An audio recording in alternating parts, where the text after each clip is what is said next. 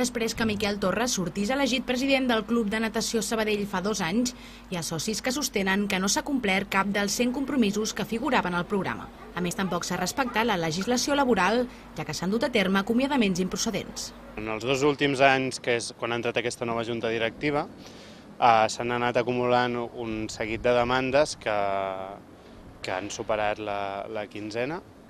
I ara hi ha molts judicis que s'han guanyat, tots els judicis per temes laborals s'han guanyat, i ara hi ha uns que encara estan pendents d'execució de sentència o de si recorren o no.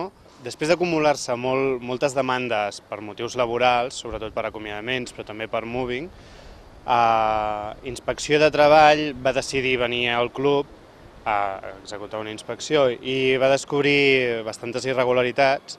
La gran majoria estaven en que hi havia treballadors cobrant en negre. Totes les seccions han vist retallades el seu pressupost.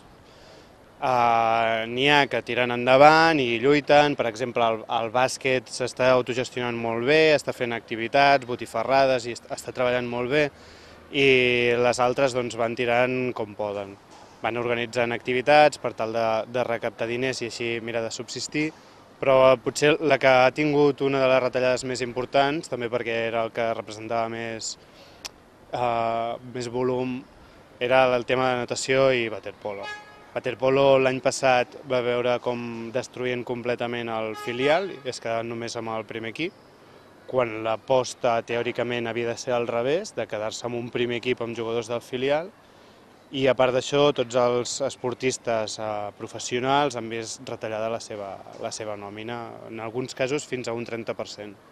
El patrimoni en si no s'ha reduït de moment, el que sí que ha passat és que el club tenia molts deutes i per renegociar-los amb el banc ha imposat unes condicions molt dures que inclouen hipotecar tot el que és la zona de les naus del carrer Montcada. Indignats TNS treballa sobretot per donar a conèixer totes les injustícies que s'estan cometent aquí al Club Natació Sabadell.